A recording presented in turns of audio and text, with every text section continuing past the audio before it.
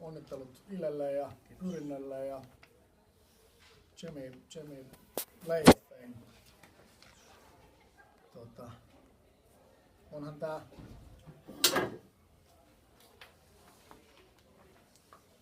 miten sä nyt sit sen haluat sanoa? Mä puhun sen ehkä sanoiksi niin, että marraskuun lopulla juttelin erään valmentajan kanssa, joka kysyi multa, joka on mentoroinut mua aika kauan näissä hommissa, niin kysyi, että haluaisin mä tehdä jatkossakin tätä työtä ja sanoin, että joo ja se sanoi, että sit koita miettiä vaan sitä, että sulle tulee joskus elämässä vielä uudestaan tää huono kausi ja koita nyt vaan ottaa oppia sitä, että mitä sä nyt oot tehnyt ja niin ottaa hyvät jutut siitä mukaan ja keskittyy siihen, että paat kaiken energian siihen, että yritätte voittaa niin monta peliä kuin mahdollista.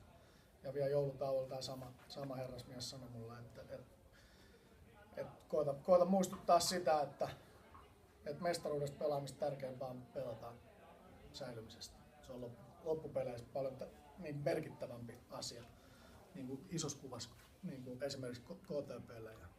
Tämä ajatus on ollut mielessä. Valehtelisin, jos väittäisin, että unottomia joita ei ollut tai peliä ei ole katsottu paljon, mutta joulukuun 28. päivän jälkeen 22 peliä, mistä 11 voittoa, 50%. Meidän valmentajapiireissä sitä pidetään voittavan joukkueen voittoprosenttina, kun puolet tai yli siitä voittaa. Siitä pitää olla äärimmäisen ylpeä noista jätkistä. Meillä ei myöskään, niin kuin, vaikka sä katsot sarjataulukkoa, niin sen lisäksi sä katsot näiden pelaajien hoitokertomuksia, niin ne on aika vakuuttavat, ne ei ole ihan lyhyet. Ja se, että miten nämä jätkät pani itsensä likoon tämän homman puolesta, niin heitä pitää kiittää ja heistä pitää olla ylpeä. No, sitten on pakko kysyä tänne, niin KTP Paske on tietysti ollut Ramilla vähän muistakin jutuista, niin miten tämmöinen on vaikuttanut joukkueeseen? Ja teillä on ainakin kuitenkin nyt sosiaalimediassa, niin teillä on aika vankka tuki niin kuin ihmisiltä ja ihmiset tukee teitä joka puolella. Niin, ja uskoisin, että Kotkassa on jalkapallojoukkueet ja kaikki on niin kuin mukana jollain tavalla tässä operaatiossa, niin miten tämä on vaikuttanut teidän toimintaan? Sanotaan, että tietysti se, että miten se on vaikuttanut meidän toimintaan joukkuetta rakennettaessa ja tätä hommaa tehdessä, se on sitten yksi kysymys. Siihen mun mielestä ei kannata nyt mennä, mutta niin se, että näistä jätkistä näkee sen, että he on urheilijoita, he on ammattilaisia niin kuin siinä mielessä, että tietysti meistä on tuntunut niin kuin hyvältä se, että Kotkassa se tuki on niin voimakasta, että me tiedetään, että kun se itsestäänselvyys ei ole itsestäänselvyyttä, niin ihmiset herää siihen. Ja näin mun mielestä tässä hommassa kävi.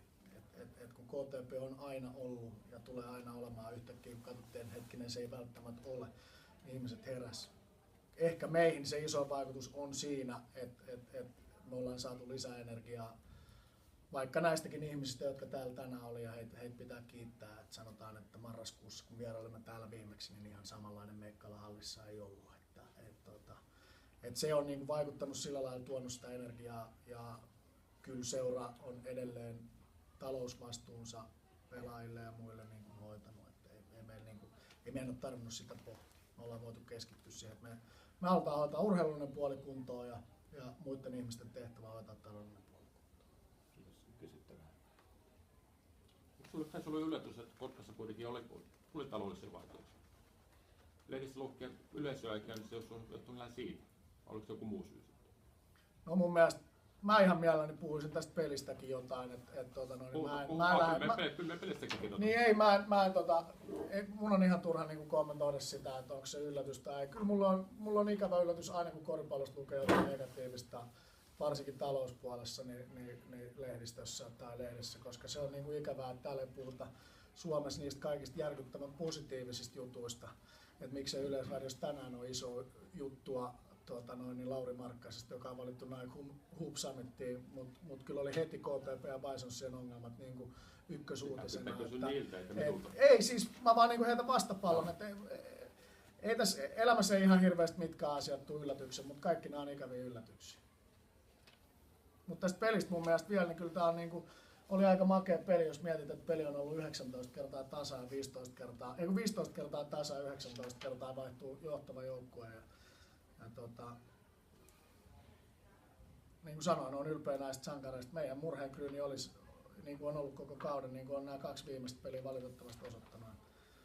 Puoliajalla Pyrinnolla oli 2 hyökkäyspää levypalloa ja meillä oli 5. Ja lopputulos on 11-6. Ja jokainen, joka näki sen, että viimeiset pari Pyrinnön koria tuli hyökkäjä levypallotilanteen jälkeen. Se vähän ketuttaa. Pyrintö oli äärimmäisen hyvä. Toivotan heille kaikkea hyvää playoffien matkalla. Kiitoksia ja varmaan jokaisen tamperelaisen koripallon puolesta, niin täällä ainakin toivotaan, että KTP Basket liigassa ei, ja kaikki haluaa Kotkan nähdä. Niin, no kyllä me Saulin kanssa ollaan pidetty huoli nyt siitä, että se urheilullinen puoli on siellä. Se oli meidän homma. Me ollaan nyt. Tää oli mun mielestä taistelu ja tää oli niinku kova tie päästä siihen, niin kuin Mole sanoi, että jos maaliskuun 5. päivä ensimmäistä kertaa ollaan jossain muualla 10. sijalla. Ja siitä huolimatta pelattiin tämmöistä, että joulua ennen emme ole olleet voittaneet kuin Seagalls.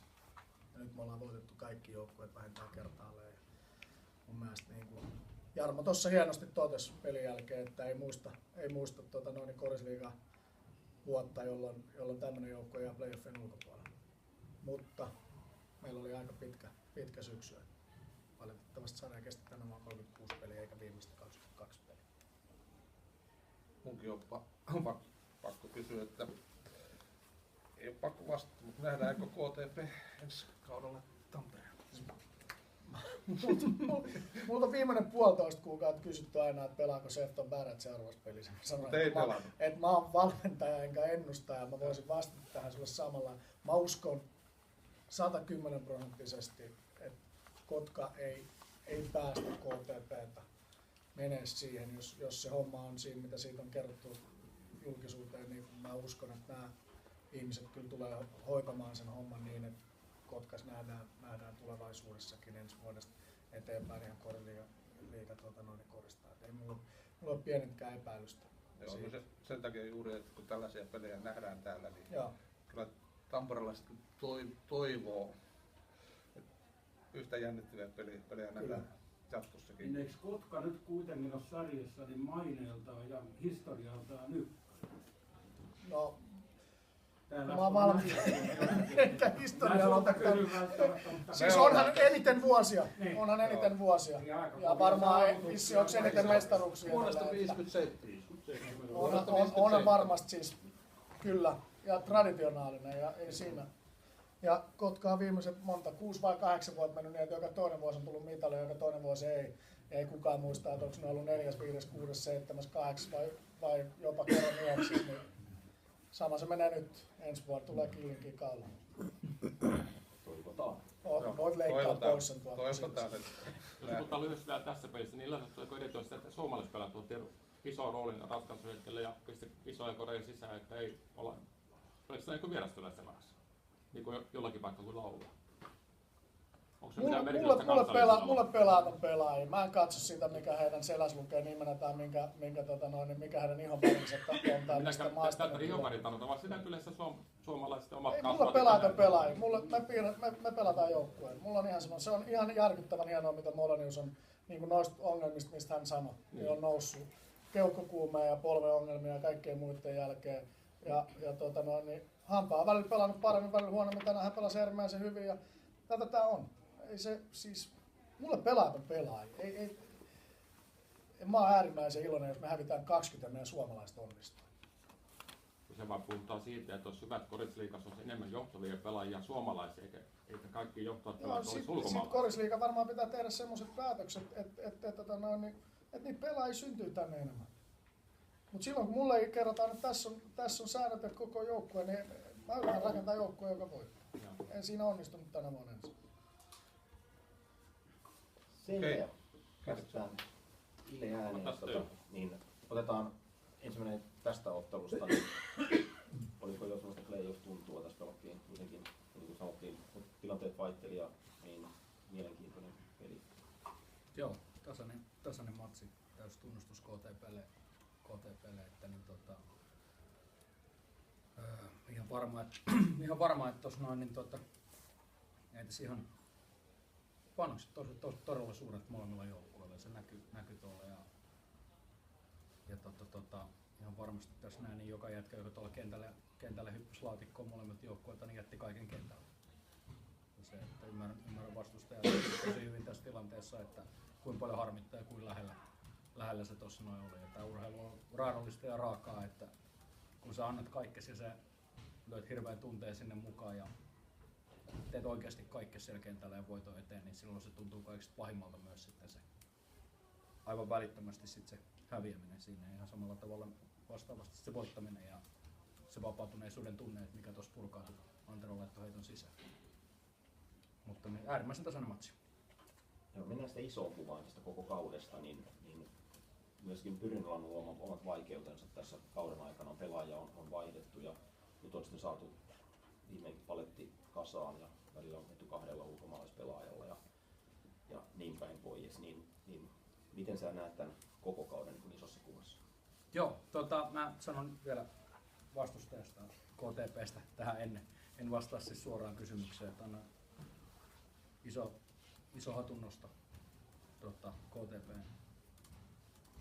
koko pumpulle tuossa noin pelaajille, valmentajille, taustoille tässä näin ja on erittäin haastava kausi ollut ja kollegan kanssa muutaman kerran kauden aikana puhunut puhelimessa ja tilanteessa, jossa kumpikaan ei ole voitu hirveän hyvin henkisesti.